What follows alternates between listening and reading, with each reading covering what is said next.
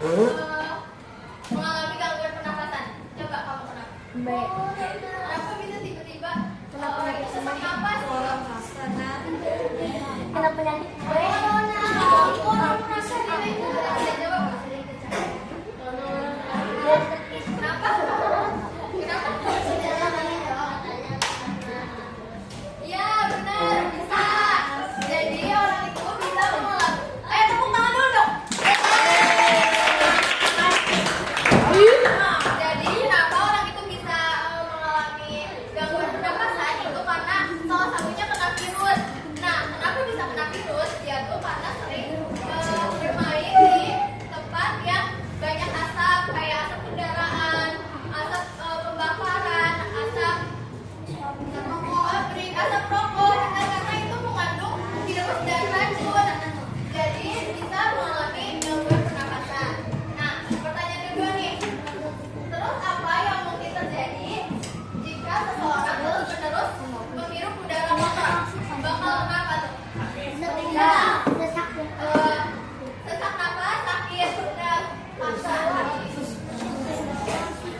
pernapasannya itu bakal terganggu. Jadi dia bakalan udah sakit, lemas, kayak gitu ya.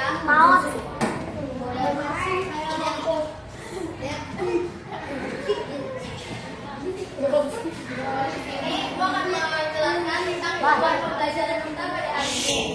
Yang pertama, melalui eksperimen udara tidak terlihat tapi ada isinya, kalian diharapkan mampu mengevaluasi hubungan antara kelihatan partikel di udara dengan gangguan pernapasan serta penyebabnya dengan tepat. Lalu yang kedua, selama eksperimen udara tak terlihat tapi ada isinya, peserta didik mampu menganalisis pentingnya menjaga kualitas udara bagi kesehatan pernapasan dengan menunjukkan sikap diri dan tanggung jawab yang konsisten selama kegiatan berlangsung. Kemudian yang ketiga, melalui eksperimen udara tak terlihat tapi ada isinya, kalian mampu menyusun LKPD atau laporan hasil percobaan dan dapat mempresentasikannya secara lengkap, jelas dan sesuai prosedur.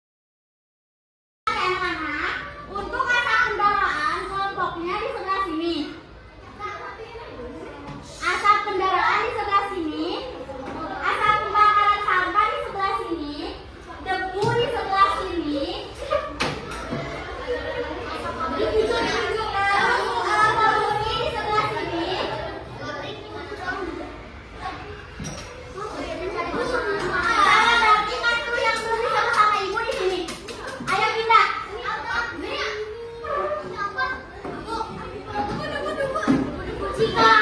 Selesai anak-anak. Jadi di sini ibu bakal ngebagiin terkait LKPD, yaitu lembar kerja peserta didik. Di sini kalian bakal tahu kita bakal ngapain.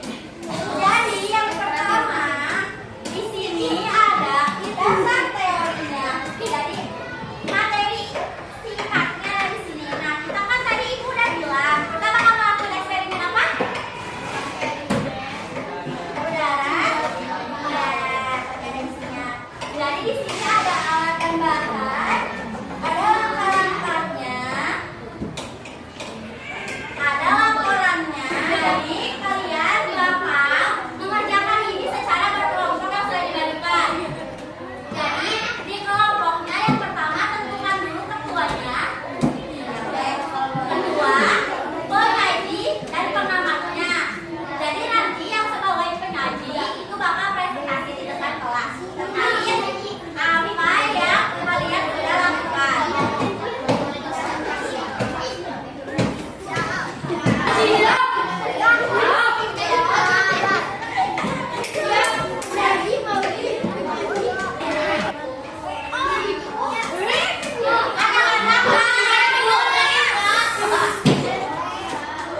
Jadi sistematikanya kalian boleh melepas lembar LKPD-nya.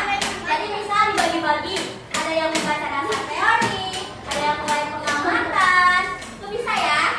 Sekarang ibu bakal ngebagiin bahan bacaannya. Kenapa sih harus ada bahan bacaannya?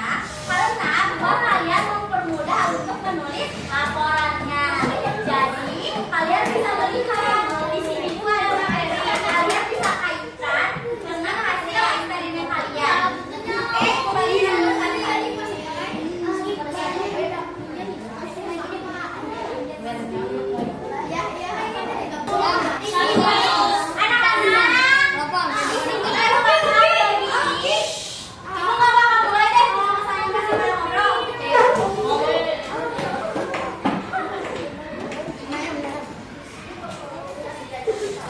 perhatikan dulu ya, ibu ngejelasinnya sekali. Nanti ibu bakal keliling.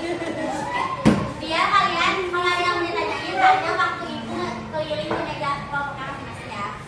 Di sini ada kardus, sedotan, terus ada tisu,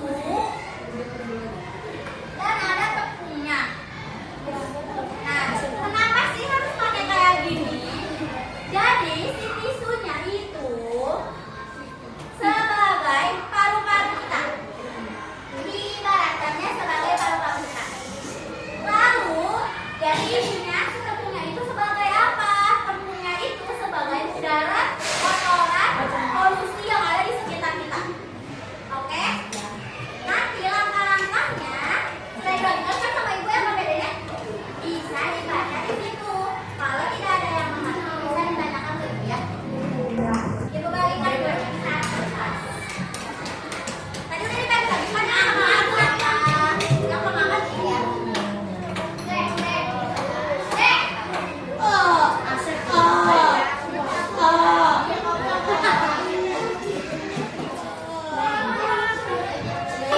Sudah? Bisa dilihat di langkah-langkahnya. Mohon diperhatikan untuk niupnya pelan-pelan. Jangan sampai kehirup tapi ditiup. Jangan dihirup tapi ditiup pakai sedotannya. Ini udah paham penggunaan dusnya. Ini yang ini di atas.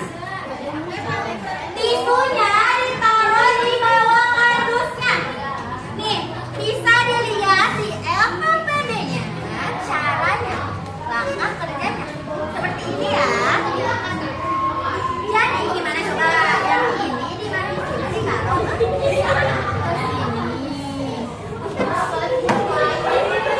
ditaruh di samping sini. Sampai di situ. Baca di sini.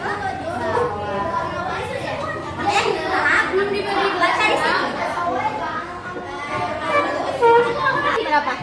Isunya? Iya kasih 3 ya.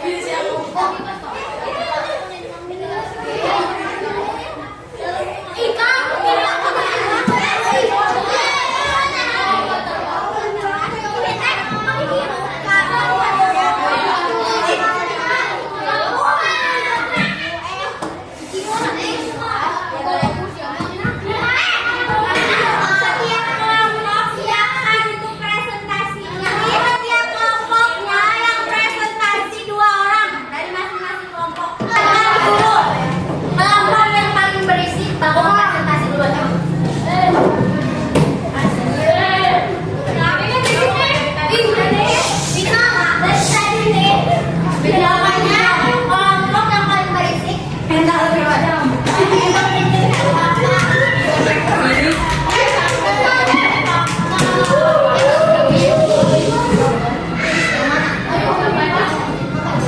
Kelompok yang bakal presentasi duluan.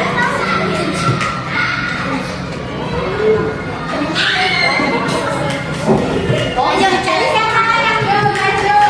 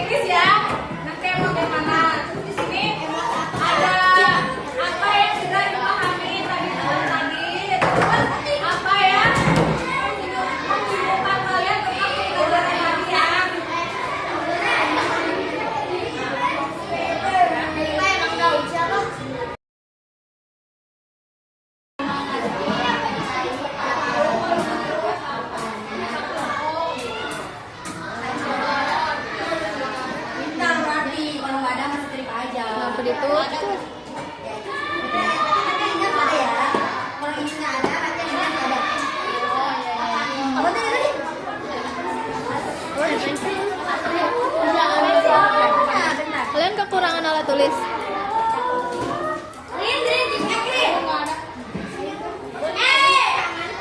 Mau pakai pulpen aja? Gak bisa pakai pulpen?